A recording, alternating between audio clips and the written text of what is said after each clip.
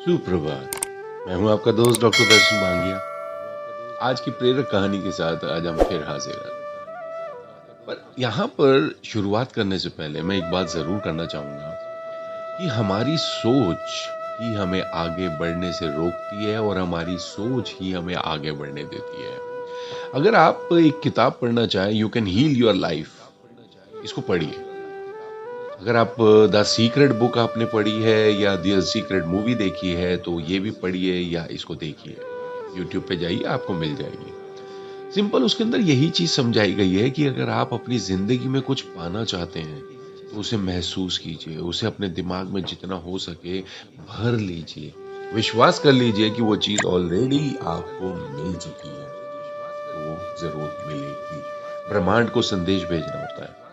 तो आपका मन जो भी चीज़ को बार-बार, बार-बार बोले जा रहा है, सोचे जा रहा है, समझे जा रहा है, महसूस किए जा रहा है, वही चीज़ आपको मिलेगी। समझने की कोशिश करते हैं। चलिए आइए कहानी की शुरुआत करते हैं।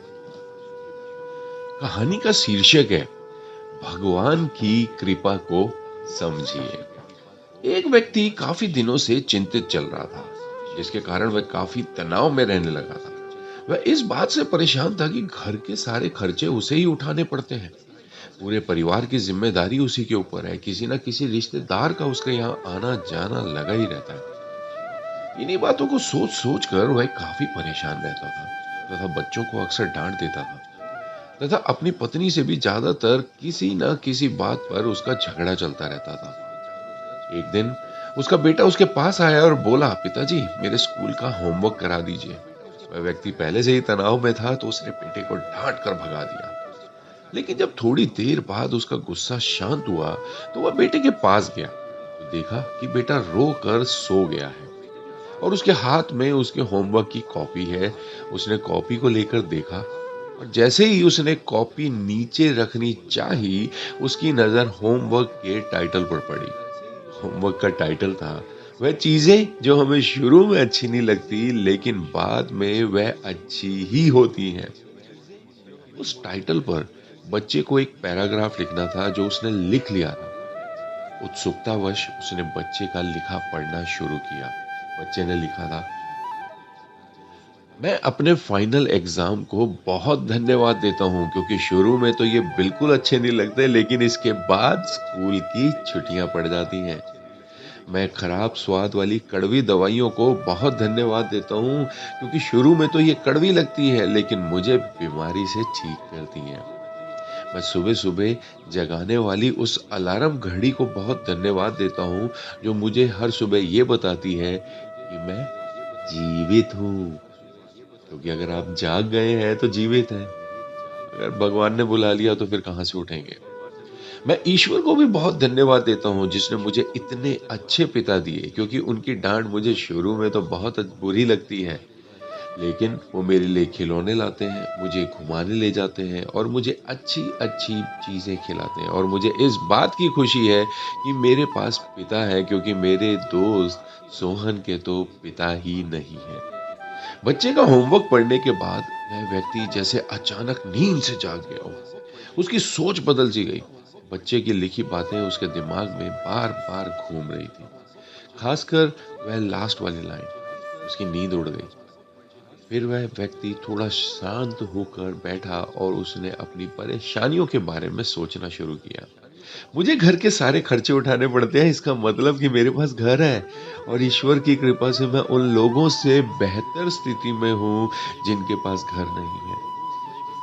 मुझे मेरे परिवार की जिम्मेदारी उठानी पड़ती है, इसका मतलब कि मेरा परिवार है, बीवी है, बच्चे हैं और ईश्वर की कृपा से मैं उन लोगों से ज्यादा खुश नसीब हूँ जिनके पास परिवार नहीं है, जिनकी शादी नहीं हुई, जिनकी शादी हुई टूट गई या किसी भी वजह से उनके परिवार उनसे दूर हो गए, या तो परिवार बना नहीं या दूर हो गए। मेरे यहाँ कोई ना कोई मित्र या रिश्तेदार आता जाता रहता है, इसका मतलब कि मेरा एक सामाजिक हैसियत है और मेरे पास सुख दुख में साथ देने वाले लोग हैं। एक काम कीजिएगा, अब आपके पास जो चीजें हैं अगर आपको उनका मूल्य समझ नहीं आ रहा तो कभी ना कभी उनके पास होके आइए जिनके पास ये चीजें नहीं है।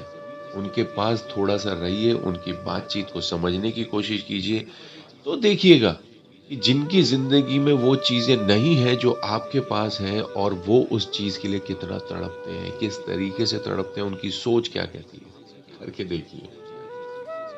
लोगों के पास पैसा आ जाता है, रिश्तेदारी खत्म हो जाती है। बट आप पैसे को मेंटेन करके भी अगर रिश्तेदारी को मेंटेन कर लें, मैं यहाँ ये नहीं कह रहा आप दुनिया को पैसा बाँटना शुरू कर दीजिए। जो चीज़ आपकी है वो आपके पास रहनी चाहिए और ऐसे कभी बाँटनी भी नहीं चाहिए। पर जो चीज़ें आपके पास पहले से हैं, उन्हें भी छोड़ना नहीं चाहिए। कहानी की आगे से फिर से शुरुआत करते हैं। हे मेरे भगवान! तेरा बहुत-बहुत शुक्रिया, मुझे माफ़ करना, मैं तेरी कृपा को पहचान नहीं पाया। इसके बाद उसकी सोच एकदम से बदल गई। उसकी सारी परेशानियाँ, सारी चिंता एकदम से जैसे खत्म हो गई। वह एकदम से बदल सा गया। वह अपने बेटे से लिपट गया, आँखों से आँसू बह रहे थे और मन ही मन वह अपने छोटे से बेटे से माफ़ी माँग रहा था। बेटे के माथे को चूम कर वह अपने बेटे को तथा ईश्वर को धन्यवाद देने लगा। हमारे सामने जो भी परेशानियाँ हैं, हम जब तक उसको नकारात्मक नज़रिए से देखते रहेंगे, तब तक हम परेशानियों से घिरे रहेंगे। लेकिन जैसे ही हम उन्हीं चीज़ों को, उन्हीं परिस्थितियों को सकारात्मक नज़रिए से देखेंगे, हमारी सोच एकदम से बदल जाएगी। हमारी सारी चिंताएँ, सारी परेशानियाँ, सारे तनाव एकदम से खत्म हो जाएँगे और हमें मुश्किलों से निकलने के नए-नए रास्ते दिखने लगेंगे। दोस्तों, यहाँ पर आपको ये समझना पड़ेगा, आपका एक जागृत दिमाग होता है और एक सुप्त दिमाग होता है। जागृत दिमाग जिससे आप अभी ये कहानी को सुन रहे हैं, समझ रहे हैं, पुरानी बातों से कहीं न कहीं इसको मेल करने की भी शायद कोशिश कर रहे होंगे।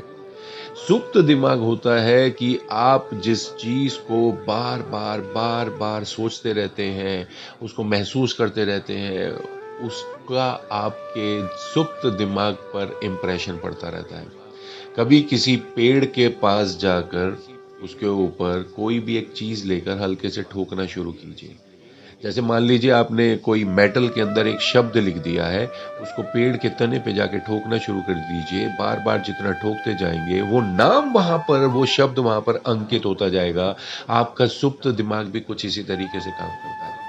आप जिस चीज़ को बार-बार सोचे जा रहे हैं, सोचे जा रहे हैं, सोचे जा रहे हैं, वो आपके सबकॉन्शियस माइंड के अंदर एक सेटिंग बनाती जाती है कि आगे से आपको यही मिलेगा। ये है आपका भगवान, वो कहता है तथास्तु।